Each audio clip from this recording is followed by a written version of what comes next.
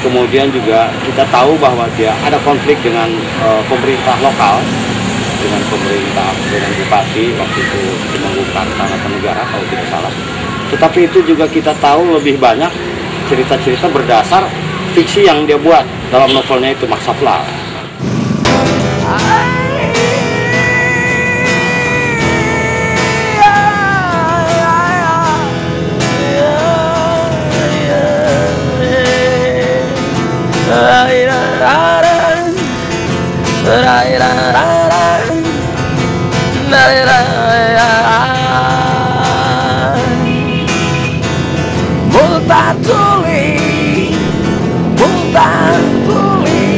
Saya tidak ingin terjebak pada pahlawan, tapi ada beberapa fakta bahwa Multatuli seorang manusia itu harus diakui.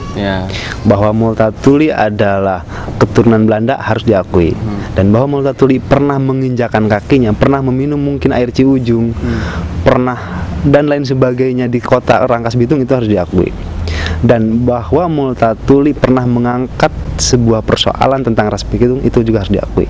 Dan bahwa Multatuli adalah sebagai korban daripada apa yang dia lakukan tentang Rangkas Bitung itu harus diakui. Itu adalah fakta.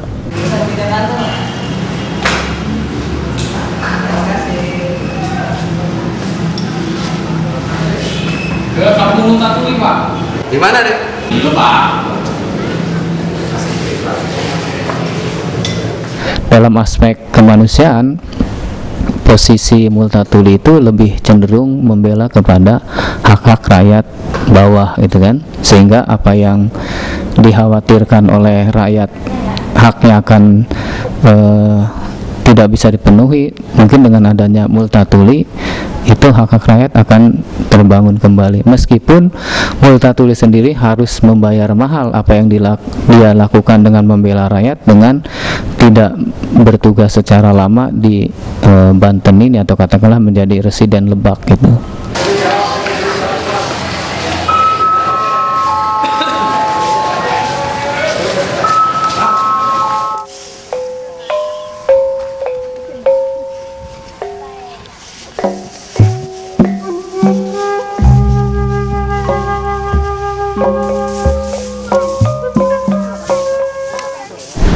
Saya tidak terlalu banyak tahu tentang Multatuli, tetapi pada saat saya membaca kemudian itu didiskusikan, sebagai orang Lebak, saya tidak merasa beliau adalah pahlawan.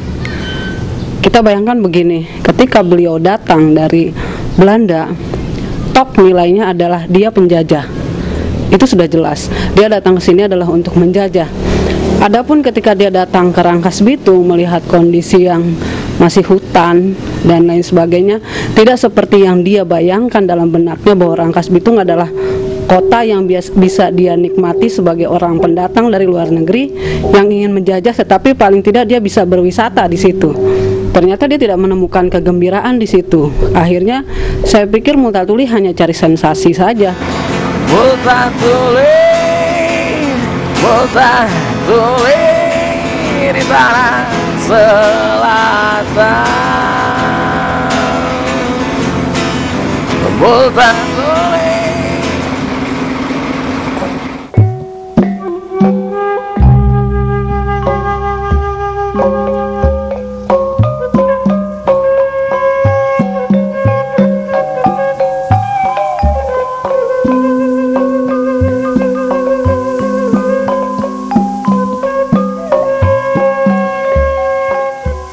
Ketika berbicara antara Multatuli dengan Adipati, ya, di sini ada dua kepentingan yang jelas berbeda. Dua-duanya penguasa, ya, dan dua-duanya berhak dengan kepentingannya masing-masing. Maka saya melihat baik Multatuli sebagai seorang asisten presiden maupun Adipati, ya, Tuan Sepuh itu sebagai bupati di sini, ya mereka ya kayak itu tugas mereka gitu loh. Nah, yang ramai di sini adalah dua-duanya dianggap sebagai pahlawan dan non-pahlawan dari sisi yang berbeda. Perspektif itu tadi. Perspektif yang berbeda itu. Dan saya melihat malah yang jadi korban adalah Saija gitu. Ya, baik korban Multatuli maupun korban Adipati. Ya, artinya pribumi. Kita tahu Multatuli orang Belanda. Dan Adipati itu orang Cianjur. Yang pribumi orang Lebaknya Saija. Ya. Jadi yang perlu kita bicarakan sebetulnya Saijanya.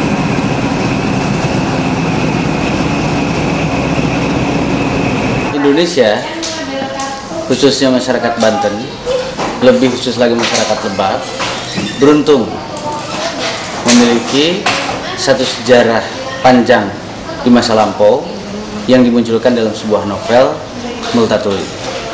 Lepas dari berbagai perdebatan atau berbagai pemikiran dari posisi keakuratan data-data.